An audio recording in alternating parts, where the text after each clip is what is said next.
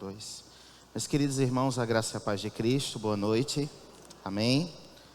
Quero convidá-los a abrir na carta de Paulo aos Coríntios, 1 Coríntios, capítulo 8, a partir do verso 1. 1 Coríntios, capítulo 8, a partir do verso 1.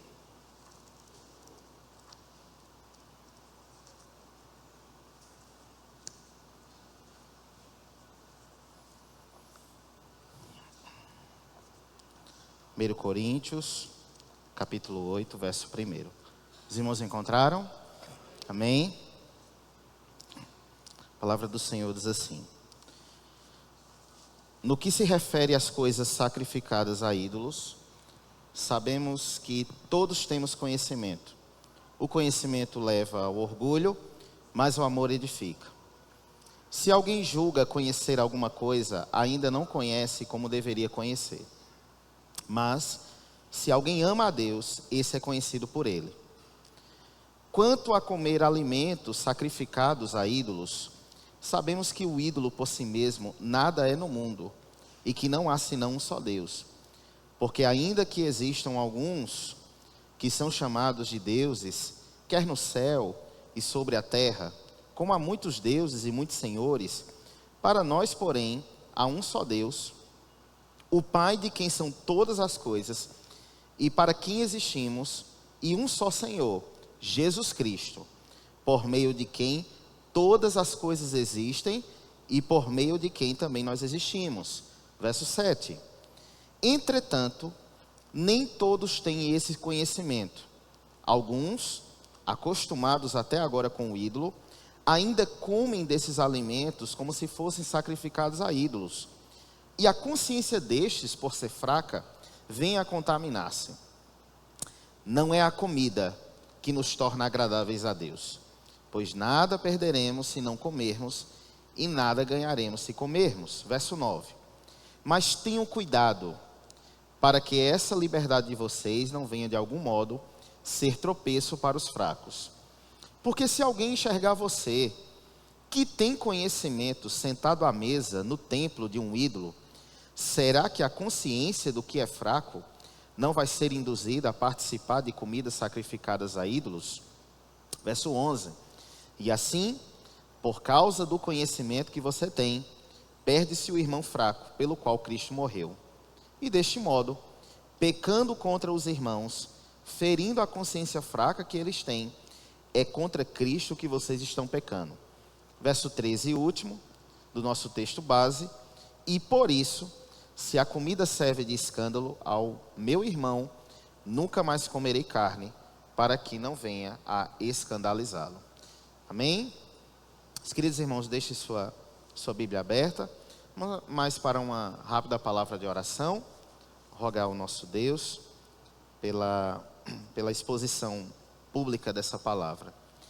Amado Jesus, mais uma vez, Senhor, nós queremos ser gratos a Ti, ó Pai, pela benesse desse momento, Senhor, ó Deus, por estarmos reunidos em prol do Teu santo nome, e queremos, Senhor, do nosso coração, entregar a Ti a exposição pública desta palavra, desse texto, Senhor.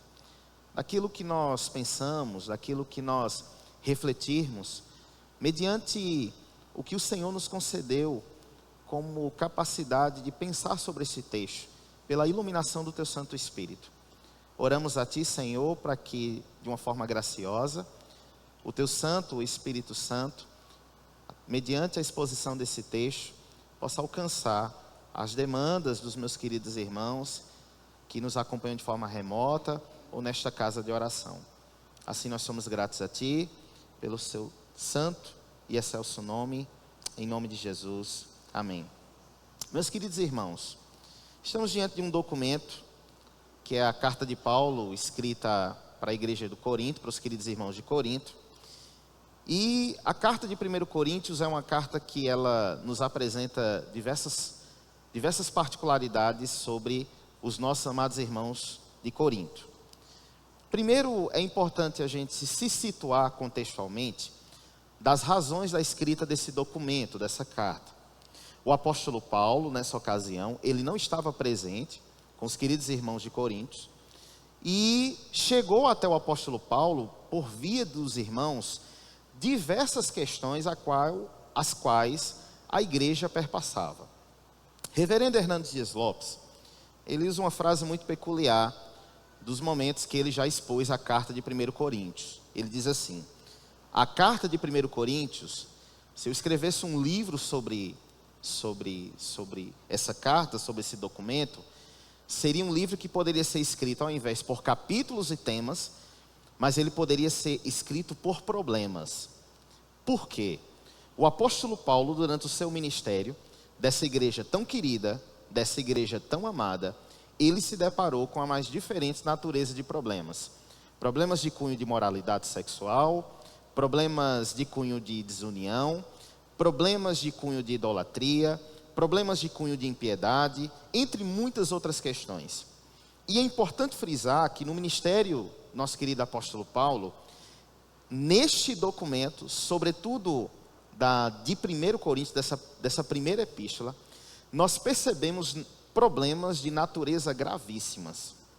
Os irmãos terem uma ideia, chegou até o apóstolo Paulo, entre todos esses problemas, no capítulo 5, nós temos conhecimento disso, uma situação sobre de cunho de moralidade que estava servindo de escândalo público para a igreja, que foi quando um rapaz, ele tomou a mulher do seu pai como esposa.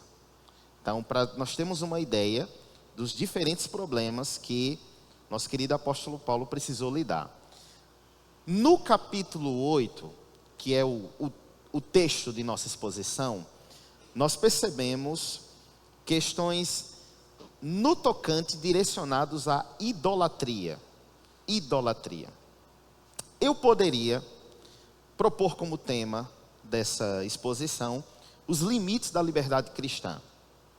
Entretanto, pensando bem sobre o propósito o qual me ocorre, por iluminação do Espírito Santo, pensar com os irmãos sobre esse documento e sobre esses versículos, eu penso que a gente precisa analisar, à luz desse texto, 2 pontos muito importantes. O primeiro, quais são as razões que motivaram o apóstolo Paulo a escrever acerca dessa questão da idolatria para os irmãos na sua época. E aqui eu quero analisar sobre o contexto imediato da escrita da carta, da escrita da epístola. Em segundo momento, é meu objetivo pensar com os queridos irmãos nessa noite quais são as aplicações que nós podemos trazer para a nossa vida como igreja, como irmãos em Cristo, para a nossa vida pessoal, para a nossa vida pública. Quais são as aplicações que elas podem ser muito valiosas para a nossa vida cristã a partir dos acontecimentos que nós temos aqui. Amém? Primeiro momento, eu quero pensar com os irmãos sobre o contexto da escrita dessa carta. É importante ressaltar que dentro de uma tradição da cultura greco-romana, existiam também formas de sacrifício que não eram exclusividade do contexto das leis judaicas. Nós aprendemos, por exemplo, com o autor de Hebreus, quando ele faz uma comparação do Antigo Testamento, e ele faz referências aos sacrifícios cerimoniais que eram realizados ali dentro do contexto do Antigo Testamento. Dentro do contexto greco-romano, sobretudo do paganismo, existiam também formas de sacrifícios, os quais eram oferecidos a deuses pagãos. Corinto era uma cidade cunhada em idolatria. Eu quero lembrar, por exemplo, o episódio que o apóstolo Paulo ele tem em Atenas, que é em Atos capítulo 17, versículo 16. Que ali nós temos na narrativa de Lucas a maneira como Paulo ele se sentiu extremamente incomodado, extremamente angustiado com a presença de tantas estátuas em Atenas e de tantas referências a deuses. Em Corinto, isso acontecia nos templos pagãos. E como é que isso acontecia? Nesses templos, eram oferecidos sacrifícios a deuses pagãos, entre um deles a deusa Afrodite, e esses sacrifícios que aconteciam se davam na perspectiva de que animais eram mortos e as carnes que eram produto desses atos cerimoniais pagãos eram carnes que em muitas vezes eram consumidas pelos seus adoradores. O que ocorre? Quando o apóstolo Paulo fundou a igreja na cidade de Corinto, diversos irmãos que agora estavam na comunidade, participando junto com os amados irmãos, que entenderam a mensagem do Evangelho, que entenderam a mensagem da cruz, que estavam agora participando daquela comunidade fundada pelo apóstolo Paulo, doutrinada por ele, ensinada por ele. Muitos desses irmãos ainda, mesmo na igreja, participavam dessas cerimônias pagãs. Participavam desses ritos cerimoniais e sacrificiais oferecidos a deuses pagãos. O que ocorre? Diante desse cenário, entre outras questões que nós citamos, é aqui que os irmãos escrevem para o apóstolo Paulo sobre essas questões. Qual é o dilema aqui? O dilema era justamente essas carnes que eram sacrificadas aos ídolos. Os comentaristas explicam que a carne que eram sacrificadas aos ídolos eram divididas mais ou menos em 3 partes. A primeira parte da carne, dos bois, dos animais que eram mortos, eram oferecidos ao ídolo pagão. Segunda parte da carne, ela ficava com o sacerdote pagão. Nessas 2 partes aqui, a carne ficava no templo, mas por vezes elas também eram consumidas no templo. Mas a terceira parte da carne é o que provavelmente motivou a escrita dessa questão aqui para o apóstolo Paulo. Por quê?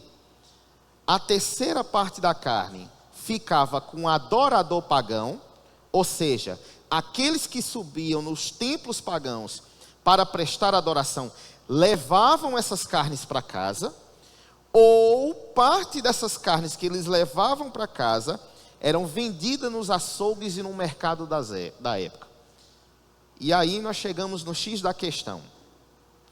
Muitos irmãos que estavam congregando, que tinham entendido o Evangelho, que já faziam parte, como alguns comentaristas chamam, de uma pequena comunidade judia da época, que já estava sendo doutrinada e ensinada pelo apóstolo Paulo, estavam vivendo um grande dilema. Nós comemos essas carnes ou nós não comemos essas carnes? Outra questão aqui. É pecado ir até os templos pagãos e participar dessas cerimônias? É problema eu ir no mercado, comprar dessas carnes e consumir? Essa era a grande questão.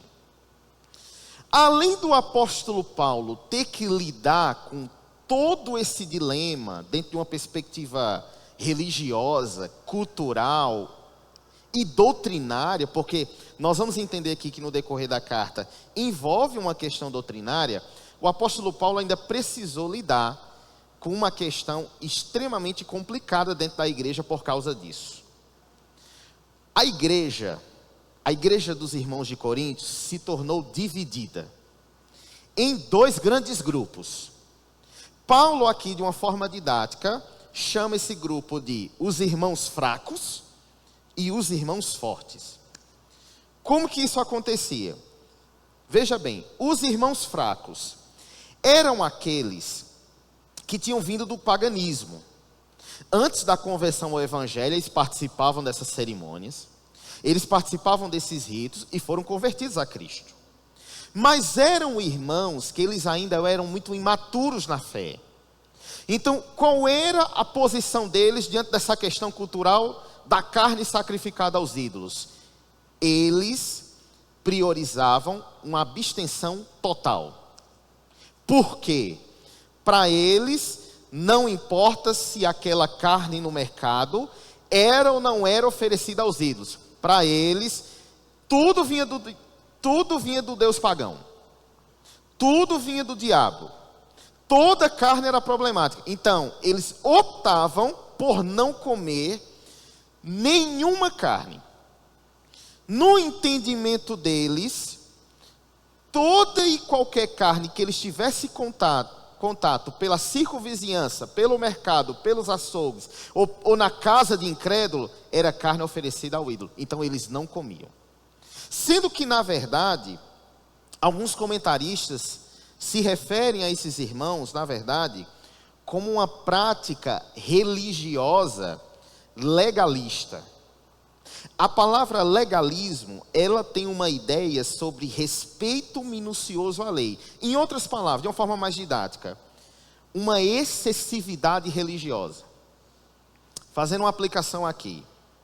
Sabe, às vezes, em diferentes arraiais que nós convivemos ou conhecemos, queridos irmãos, que eles têm, às vezes, uma postura excessivamente religiosa, ou excessivamente espiritualizada, que o pecado está muito mais na ideia do objeto, da coisa. O pecado ele está materializado naquilo que ele entende como pecaminoso. Era mais ou menos aqui esses irmãos que Paulo chama de fracos de consciência. E havia outra ala, que era uma ala completamente extremista, essa dos irmãos fracos. É a ala que chama dos crentes fortes. Enquanto que a primeira ala, toda carne é diabo, toda carne é oferecida a Deus pagão, aqui, para os fortes, eles comiam carne à vontade. Para eles não tinha problema. Porque no entendimento deles, se eles conheceram já Jesus Cristo, se eles conheceram o Evangelho, se eles entenderam a mensagem que Paulo pregou, então não importa. Come carne no mercado, come carne no açougue. Se um diz que é oferecida ao ídolo, ele come também, porque não tem problema. E mais, que é uma questão ainda muito mais complicada aqui. Para esses irmãos que estão nesse grupo dos fortes, ele chegava a ponto de subirem aos templos, participarem dessas cerimônias, sentarem à mesa, comerem da carne oferecida aos ídolos, e eles faziam isso de manhã e à noite estavam na igreja. Então, perceba aqui, irmãos, como toda essa imagem contextual ela é importante para que a gente entenda esse capítulo 8. De um lado, os irmãos fracos de consciência. Tudo é pecado, não vou comer, essa carne é diabo, é capeta, não quero carne. E os irmãos fortes, eu como carne, pode ser oferecida a Afrodite, pode ser oferecida a Beelzebul, pode ser oferecida a qualquer um. E mais, a minha consciência é tão boa, eu sou tão forte, eu tenho tanto conhecimento que eu vou para lá, de manhã eu participo, eu como a carne e à noite eu estou ceando na igreja. Os irmãos entenderam esse panorama contextual? Era isso que o apóstolo Paulo estava lidando. Muito bem. Entendendo todo esse cenário contextual, meus queridos irmãos, vamos entender agora os princípios de Paulo para resolver isso. Versículo 1, capítulo 8. No que se refere às coisas sacrificadas aos ídolos, um adendo aqui interessante. Veja que Paulo começa a escrita no que se refere. O que significa dizer? Isso aqui é uma legitimidade documental que Paulo recebeu essas perguntas dos irmãos de Corinto, assim como em outros textos. Tem momentos que Paulo diz, acerca do que me escrevestes. Aqui ele fala, se ele começa, no que se refere às coisas sacrificadas a ídolos, significa dizer que os irmãos perguntaram a Paulo, então ele está respondendo. Aí ele diz, sabemos que todos temos conhecimento O conhecimento leva ao orgulho, mas o amor edifica. Muito bem. Esse é o primeiro princípio que eu quero analisar com os queridos irmãos essa noite. No primeiro princípio aqui, Paulo, ele apresenta para os irmãos de Coríntios uma dualidade entre conhecimento e amor. O conhecimento que Paulo diz aqui, inclusive, tem até um ar, digamos, carregado de um pouco de ironia. Aqui, Paulo está falando não com o grupo dos fracos, os que eram imaturos.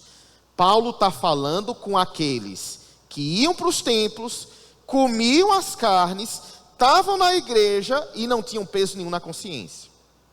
Paulo está dizendo para eles, veja, sabemos que todos temos conhecimento. É como se Paulo dissesse assim, eu sei que vocês têm conhecimento.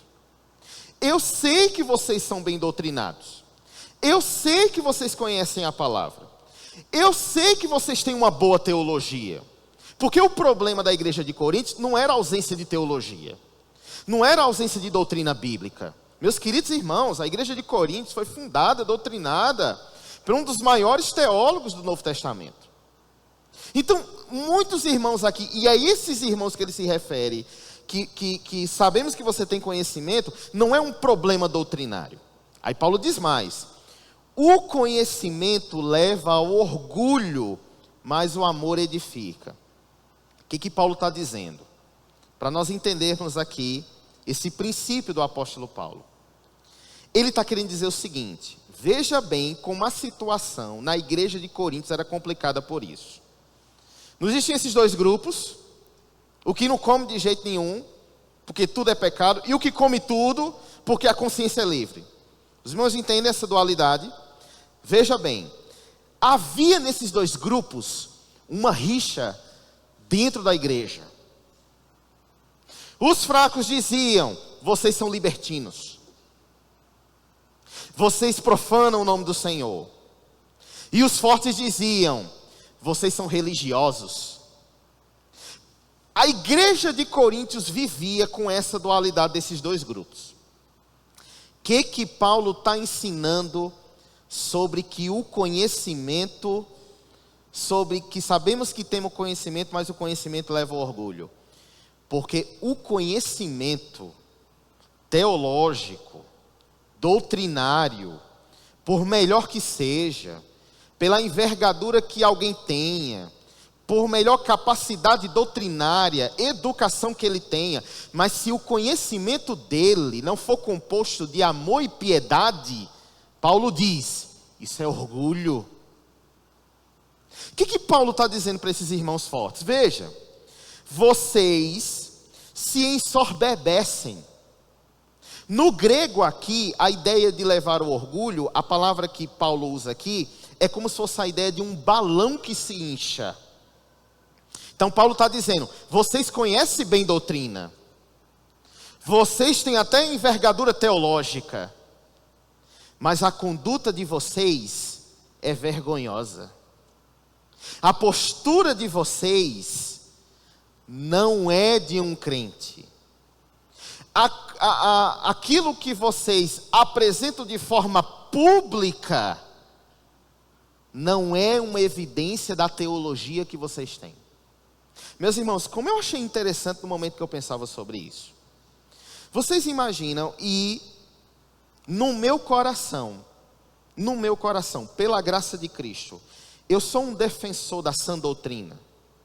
Eu sou um defensor da boa teologia.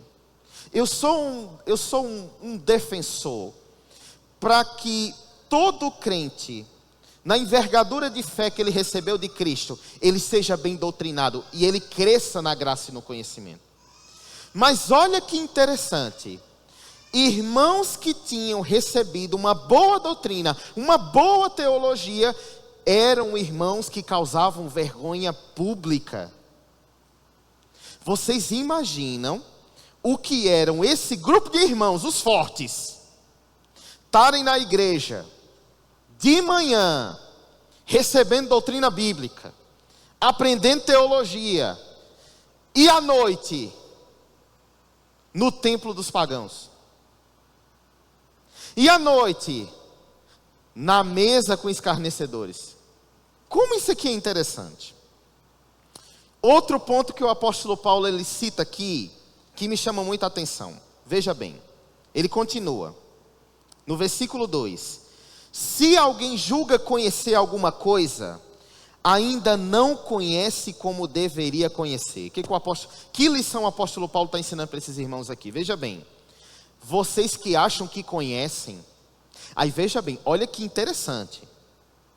Esses irmãos que estavam na igreja, aprendendo doutrina, participando de Santa Ceia, mas que estavam nos templos pagãos, comendo das carnes, participando das cerimônias, porque no entendimento deles, não é pecado, eu sou livre, isso não tem problema.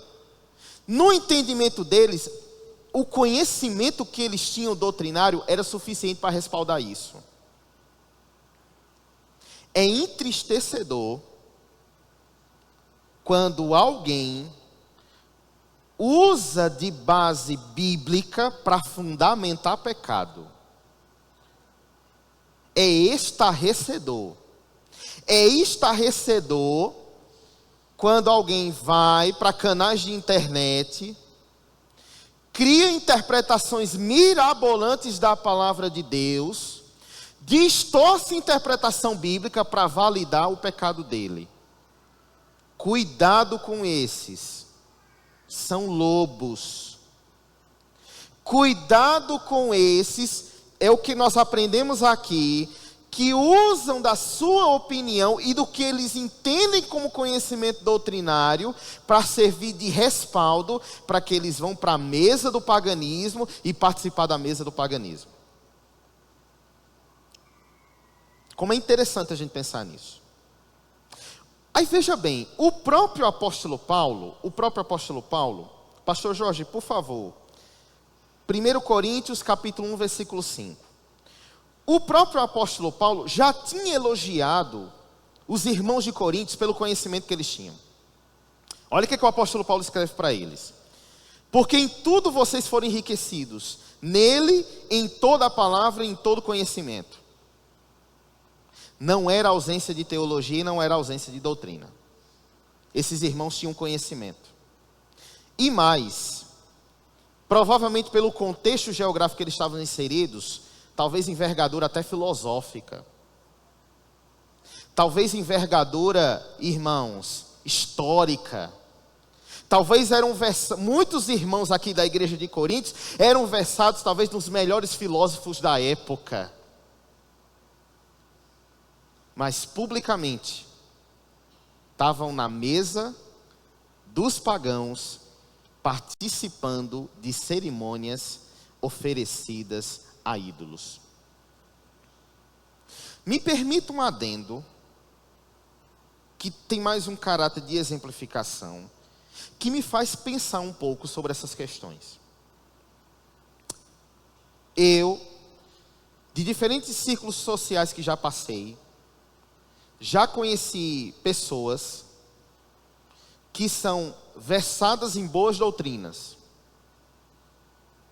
Pessoas que leem, que inclusive se nominalizam do meio evangélico, que leem pessoas de envergadura, Lê Franklin Ferreira, Jonas Madureira, que conhece base teológica e de boa teologia,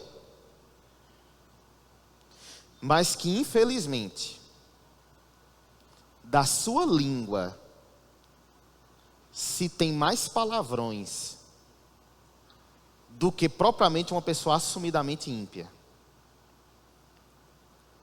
Pessoas de boa envergadura doutrinária e teológica, intelectualmente falando, que em fevereiro, elas postam nas suas redes sociais, selfie na consciência cristã. E em junho, sem nenhum problema, posta selfie no show do Parque do Povo, sem nenhum problema para ela. Mas sem nenhum problema. E à noite ela está tomando Santa Ceia tranquilamente junto com seus irmãos. E se o púlpito for dado a ela, ela prega também, sem nenhum problema. Era esse o cenário da igreja de Coríntios.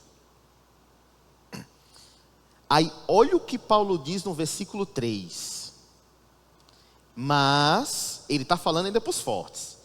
Mas se alguém ama a Deus, esse é conhecido por ele. Sabe o que Paulo está dizendo para esses irmãos? Vocês acham que vale mais conhecer a Deus? E vocês podem até, com a base de conhecimento que vocês têm, conhecer talvez muita coisa sobre Deus. Mas Paulo está dizendo que é mais importante o que Deus conhece sobre ele. Sobre eles.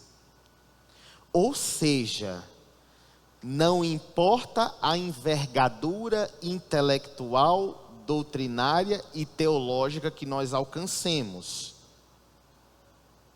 Se a nossa piedade, se a nossa conduta pública for vergonhosa,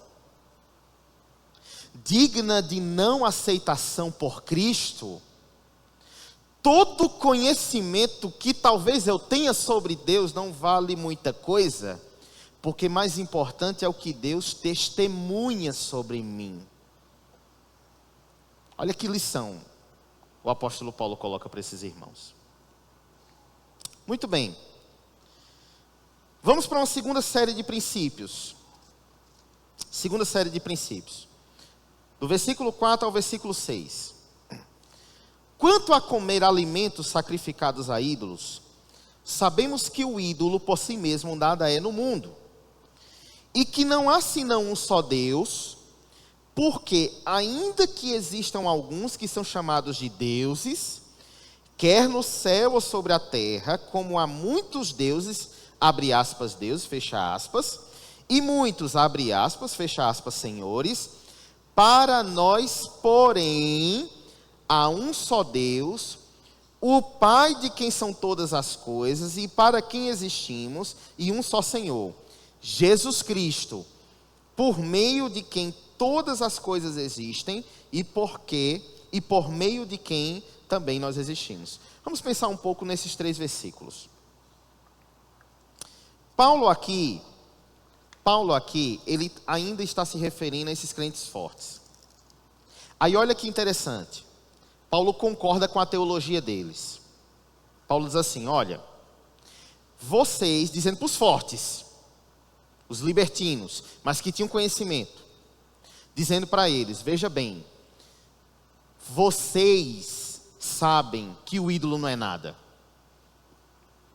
Vocês sabem que ídolo é pedaço de pau, de gesso, de pedra. Os fracos tinham medo de comer a carne e de se endemoniarem.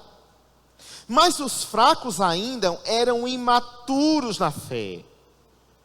Esses fracos preferiam assumir uma postura legalista e excessivamente religiosa, porque eles não tinham esse conhecimento doutrinário que os fortes tinham. Então Paulo está dizendo assim, quanto a comer alimentos sacrificados a ídolos, sabemos que o ídolo por si mesmo nada é no mundo, é verdade.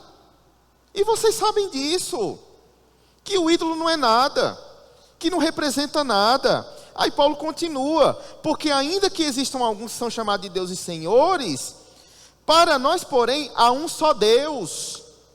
Paulo dizendo, o ídolo é pau, é pedra, é gesso, não representa nada.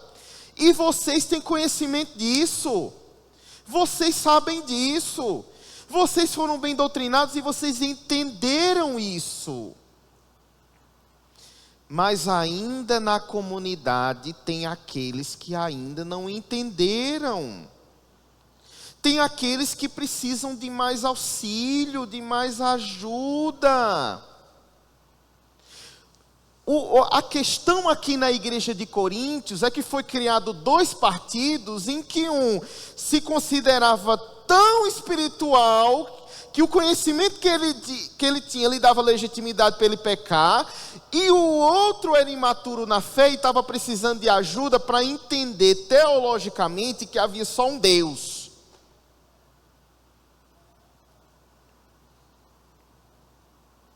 Paulo está concordando com a teologia deles. Mas aí, meus queridos irmãos, a gente precisa considerar aqui uma coisa que nos chama muita atenção. Eu quero, por gentileza, pastor Jorge, 2 Pedro, capítulo 3, versículo 18. 2 Pedro, capítulo 3, versículo 18. Pelo contrário, cresçam na graça, na piedade, na boa religiosidade, nas orações, na intimidade com Deus, na comunhão com os irmãos e no conhecimento. Cresçam na doutrina, cresçam na teologia. Vejam, os nossos queridos doutrinadores do Novo Testamento concordam, eles são unânimes, que o crescimento não é só na doutrina, não é só na teologia, mas o crescimento é em graça, é na comunhão com os santos, é na piedade, é na boa religiosidade, é no exercício de fé, é na ajuda com os irmãos. Na igreja de Coríntios, irmão, a igreja estava sofrendo porque um grupo pensava apenas na intelectualidade do conhecer, e para ele estava bom. E na intelectualidade do conhecer, lhe dava respaldo dele ir lá para a mesa dos ídolos e se esbanjar com carne idólatra. De modo que quando os outros apontavam para os fortes, eles diziam: vocês que são fracos. Uma aplicação muito valiosa com essa cena do versículo 4 ao versículo 6 aqui. Nós, como corpo de Cristo, precisamos entender que a metáfora que Paulo usa do corpo é uma exemplificação perfeita de como Cristo olha para a igreja. Olha como Paulo, ele é perfeito na metáfora. A igreja é um corpo. Um é nariz, o outro é braço, o outro é pé, o outro é pé esquerdo, o outro é pé direito, o outro é dedo mindinho, o outro é mão. O que Paulo estava querendo representar metaforicamente com essa ideia do corpo? Que do dedo midinho ao cérebro, do membro maior ao menor, da perna esquerda à direita, todos são importantes, todos cumprem funções, todos edificam a igreja. Nós não podemos usar do talento ou do conhecimento que Cristo nos dá para usar de soberba com o outro, para dizer para o outro que ele não conhece tanto, ou para evidenciar que eu conheço alguma coisa.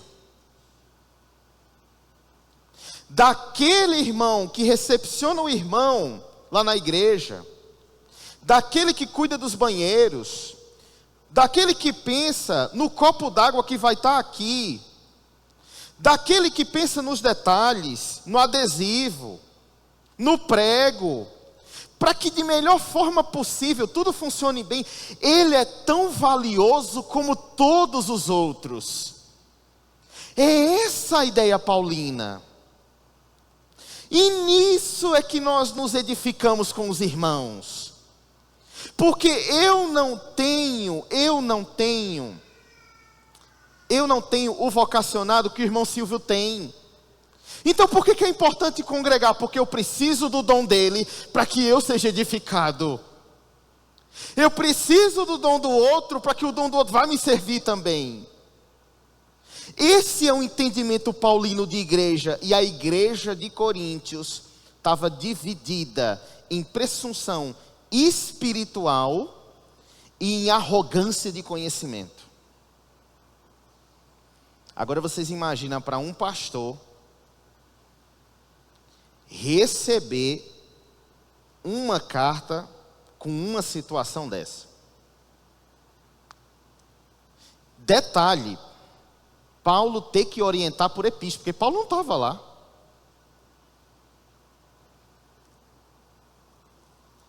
Apóstolo Paulo continua, versículo 7. Aí olha só. Permita voltar do 6, por gentileza. Para nós, porém, há um só Deus, o Pai, de quem são todas as coisas e para quem existimos, e um só Senhor, Jesus Cristo, por meio de quem todas as coisas existem e por meio de quem também nós existimos.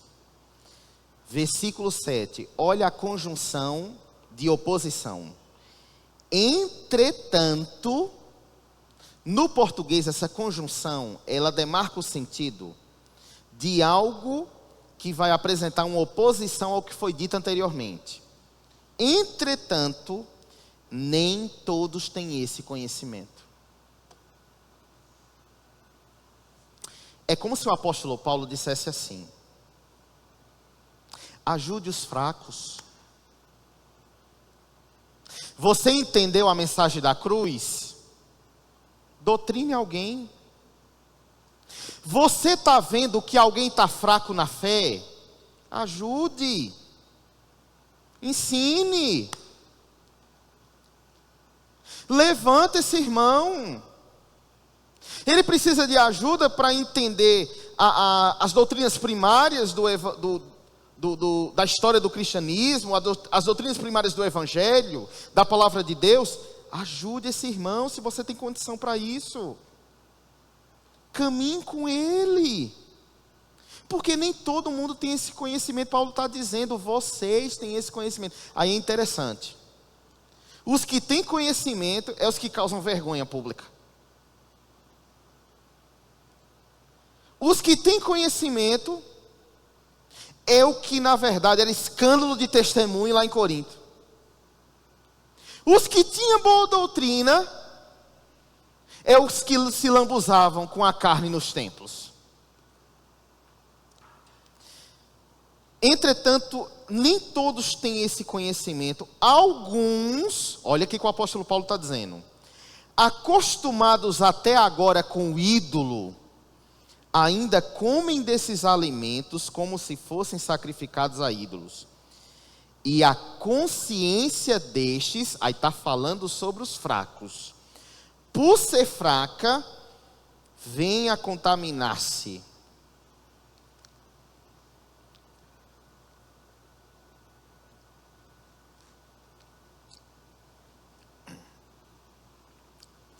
Paulo está falando aqui, Paulo no tocante aqui, chega na questão da consciência. A questão da consciência aqui ela é muito interessante. Reverendo Hernandes Dias Lopes, em seu comentário sobre Coríntios, ele traz 3 frases aqui muito interessantes. A primeira: a consciência é o tribunal interno onde as nossas ações são julgadas, aprovadas ou condenadas. Segunda: uma consciência fraca é o resultado de uma fé imatura ou frágil. Paulo não deixa, é claro que aqui Paulo escreve principalmente para os fortes. Mas Paulo não deixa de considerar aqui, em citar aqueles que têm consciência fraca. O que ocorre? É um ponto muito importante aqui também. Infelizmente, existem situações diferentes de queridos irmãos da fé em diferentes arraiais pela igreja espalhada de Cristo pelo mundo, que hoje eles são imaturos na fé. Às vezes isso se dá por um processo de nova conversão. É natural. Estão conhecendo a Cristo, estão conhecendo as doutrinas. É esperado que eles cresçam no conhecimento da palavra de Deus. Mas infelizmente, existem aqueles que por melhor teologia que recebam, por melhor sermão que sejam expostos, por melhor doutrina bíblica que aprendam, eles têm dificuldades de crescimento. É como se Paulo dissesse que esses irmãos são extremamente melindrosos para escandalizar-se. Era como se, é a ideia aplicada de Paulo aqui. Sendo que esses queridos irmãos, seja forte, seja fraco, usando a metáfora do corpo, se é mão, se é dedo midinho, se é pé, se é braço, Jesus morreu por eles.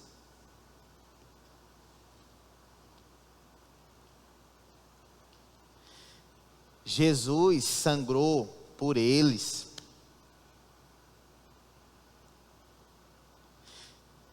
Para Jesus são ovelhas preciosas. Aí veja bem, versículo 8.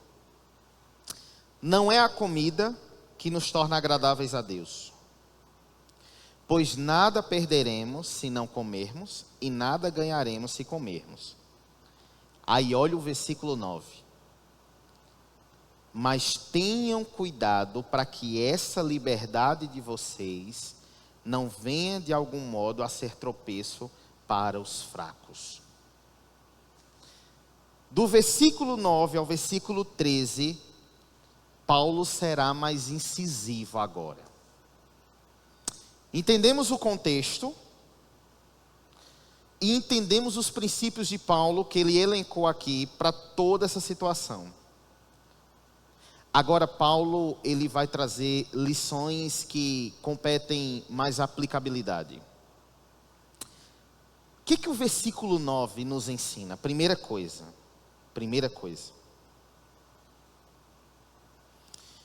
A liberdade cristã, se não for dirigida pelo conhecimento e pelo amor, pode se tornar pedra de tropeço para o cristão fraco. Que aplicação eu aprendo com esse versículo 9? Meus queridos irmãos, às vezes, talvez em relapsos de ingenuidade da nossa vida cristã, a gente não tem dimensão da importância pública que nós representamos nos meios sociais que nós convivemos. Às vezes nós não temos dimensão disso. No sentido de, uma vez que publicamente eu confesso para o outro que eu sou cristão, pertenço a uma comunidade genuinamente evangélica, pertenço a uma comunidade doutrinada por líderes bíblicos, pertenço a um corpo junto com outros irmãos que comungam da mesma fé que eu, a boa teologia que eu confesso precisa desembocar em uma piedade genuinamente cristã. E eu sei que nos contextos sociais que nós convivemos, existem ímpios que têm prazer em escandalizar crente. Eu sei disso. Existem ímpios que, se pudessem, estampariam de forma pública e digital o escândalo mais escabroso, meu e seu, para que o evangelho fosse envergonhado. Eu sei disso. Mas, infelizmente, existem frases que procedem de ímpios sobre crentes que infelizmente são verdades. E é num nível tão reflexivo que há pessoas que dizem a seguinte expressão: Ciclano, Beltrano, ele é evangélico, ele é crente. Tu acredita que ele é daquela igreja? Não, mas ele é daquela igreja. Não, ele é daquela igreja. Frases como essa, infelizmente, elas são, em alguns casos, verdades. Por quê? A teologia é boa. Tem conhecimento. Conhece boa doutrina. Mas é visto na mesa dos pagãos. Sem nenhum pudor. Mas sem nenhum problema. Com a consciência sossegadíssima. Essa era a questão aqui. Aí o que Paulo está dizendo? Vocês, quando publicamente usam dessa liberdade de forma indevida, libertina, fraudulenta,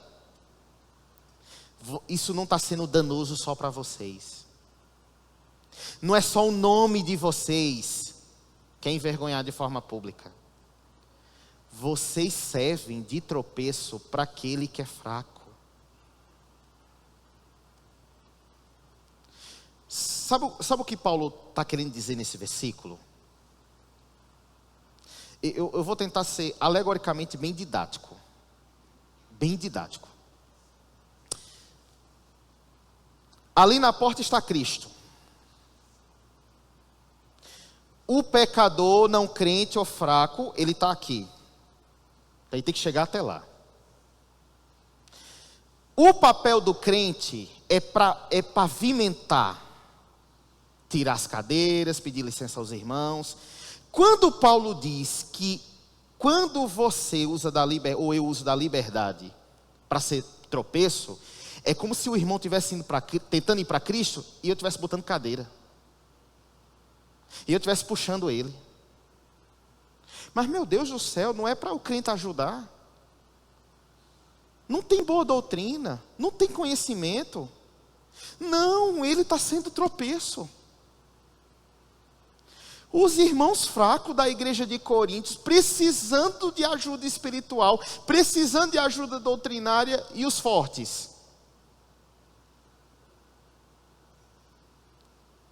servindo de escândalo, servindo de tropeço.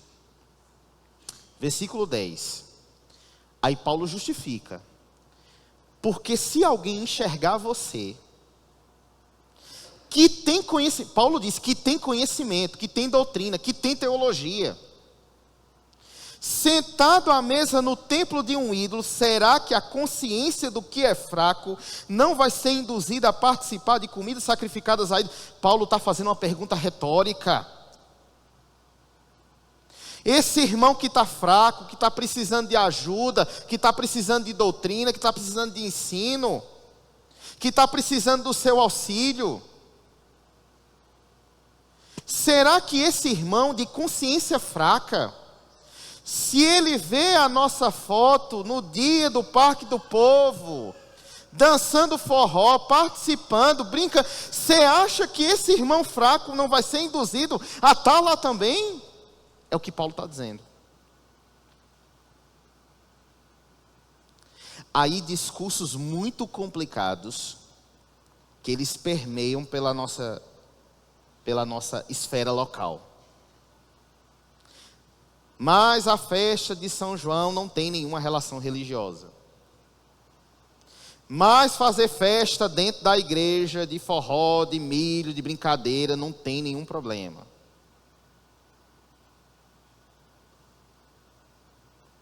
Meus queridos irmãos, sabe um problema desses irmãos aqui, que tem conhecimento, mas que estavam na mesa dos ídolos? Tanta doutrina que eles tinham, mas eles não desassociavam o religioso do cultural. Ou seja, eu sou tão espiritual, eu tenho tanto conhecimento, eu sou tão escolhido, que não importa o que eu faça.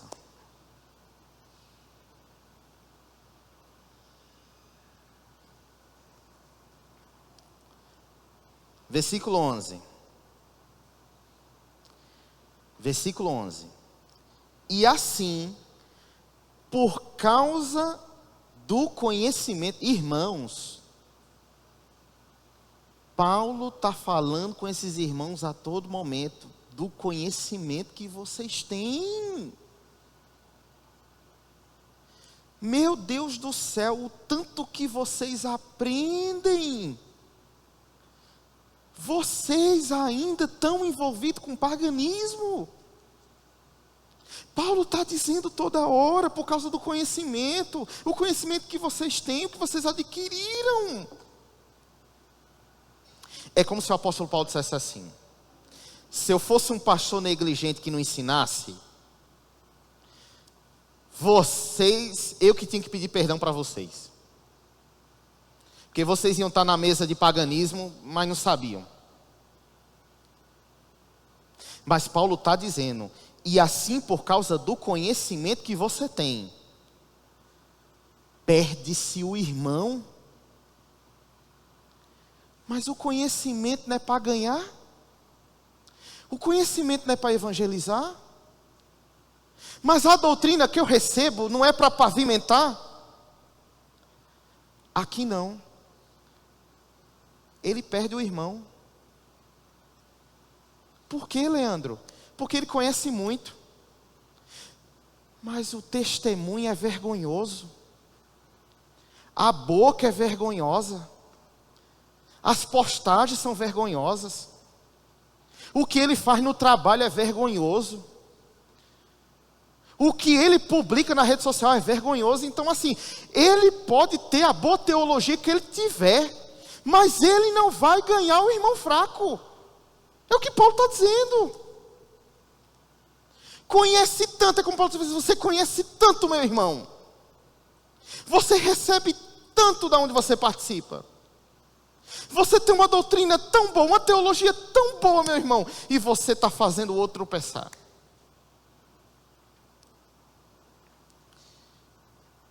Relendo 11, e assim por causa do conhecimento que você tem, perde-se o irmão fraco, pelo qual Cristo morreu.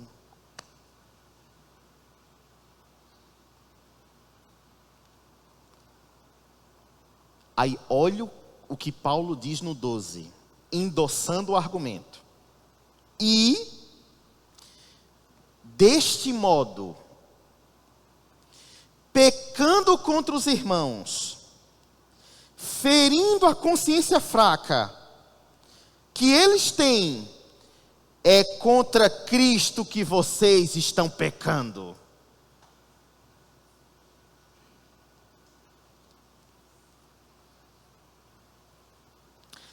Aí às vezes lida-se com situações da seguinte maneira: mas meu querido irmão, não poste isso. Isso é vergonhoso. Você faz parte de uma comunidade pública. Aí ele diz assim: quem disse que isso é pecado? Sendo que é importante a gente ressaltar aqui que Paulo vem falar de pecado agora. E Paulo não está falando do pecado no sentido propriamente só do irmão. Mas você está pecando contra Cristo. Sabe por quê? Porque o irmão fraco, de consciência fraca, que está tropeçando por sua causa, é uma ovelha de Cristo.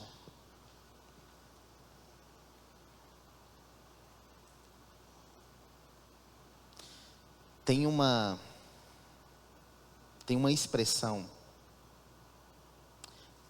de Cristo contra os fariseus.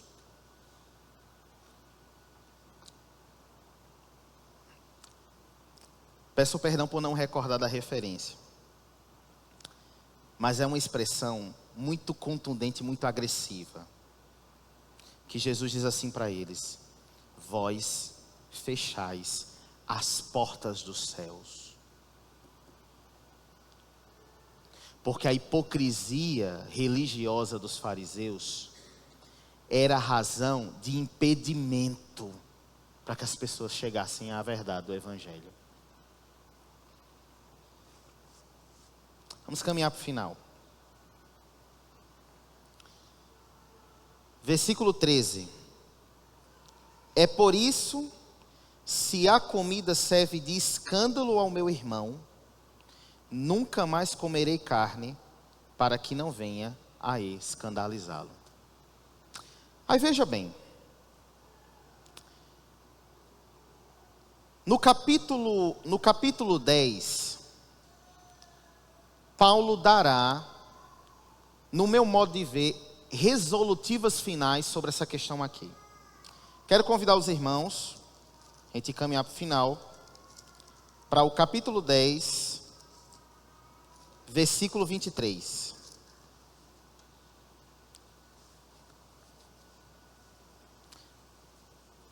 Primeiro Coríntios, capítulo 10, versículo 23. Olha o que o apóstolo Paulo diz: todas as coisas são lícitas, mas nem todas convêm. Todas as coisas são lícitas, mas nem todas edificam. Aí talvez, até ali no 13, os irmãos de Corinto ainda estavam na dúvida. Mas peraí, eu como ou não como? Mas peraí, quem está errado, é o fraco ou é o forte? Mas peraí, toda carne tem capeta? Ou eu posso comer carne à vontade? Aí Paulo dá sua resolutiva final. Tudo é lícito, mas edifica. Talvez os irmãos de Coríntios ainda estavam na dúvida. Versículo 24. Ninguém busque o seu próprio interesse, e sim o do seu próximo. Meus irmãos, quando Paulo disse que o conhecimento causa soberba, mas o amor edifica, é porque a minha união fraterna e ágape com a minha comunidade não é pelos níveis doutrinários e intelectuais que eles tenham, mas é porque eles são ovelhas de Cristo como eu sou.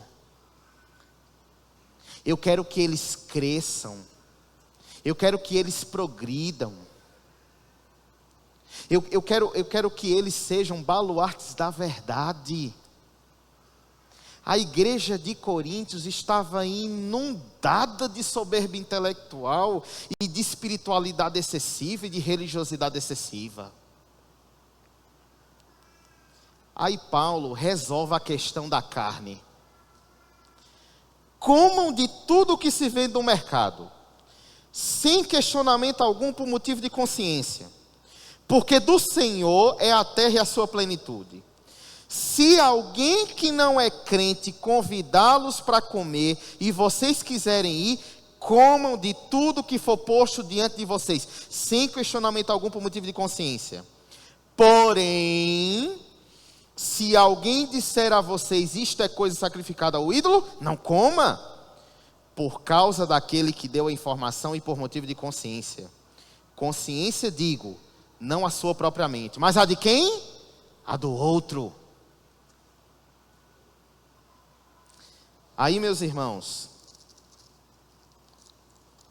o versículo 31 é a resolutiva final de Paulo, que para mim é primorosa. Quem comia carne de todo jeito, quem se lambuzava nos templos, quem não comia carne, quem era vegetariano, quem via capeta no mercado, quem via capeta na carne, quem tinha medo de ser endemoniado, quem não tinha...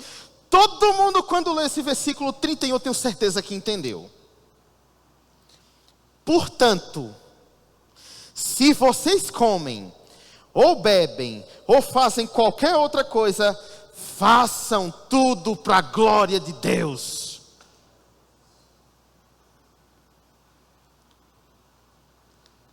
No que eu falo, para a glória de Deus. No que eu posto, para a glória de Deus. No que eu visto, para a glória de Deus. Para onde eu vou, para a glória de Deus. Para onde eu ando, para a glória de Deus. Como eu converso, para a glória de Deus.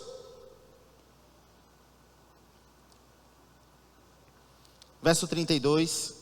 Não se torne motivo de tropeço nem para judeu, nem para gentil, nem para a igreja de Deus. Assim como também eu procuro em tudo ser agradável a todos, não buscando o meu próprio interesse, mas o de muitos, para que sejam salvos.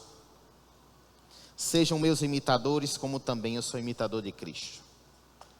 Essa é a resolutiva de Paulo. 3 aplicações finais para nós encerrarmos. Primeira, nossa boa conduta e piedade, fruto de uma fé genuína, é uma evidência de um imitador de Cristo. Olha o que Paulo disse. Eu procuro fazer o bem, não sejam pedras de tropeço, mas eu procuro agradar o outro. Aí perceba como esse versículo 1, que está no 11, faz mais sentido na ideia do 10. Sejam meus imitadores como eu sou de Cristo. Segunda aplicação final. Assim como Paulo, a nossa preocupação é com a unidade da igreja. Qual é a minha satisfação? Pela unidade espiritual da igreja. Quem está fraco ajuda. Quem está forte ajuda o fraco. Quem está fraco se submete. Quem está forte ora pelo fraco. Orienta o fraco, ajuda o fraco. Quem está precisando se desvencilhar do ídolo, o forte ajuda. E a terceira aplicação que eu quero que a gente leve para casa essa pergunta. Se depender unicamente da nossa piedade, conduta e fé, o fraco ou não crente que convive conosco vai chegar até Cristo? Se depender unicamente da nossa piedade, conhecimento e fé, conduta e fé, o não crente ou fraco vai chegar até Cristo? Se só depender de mim.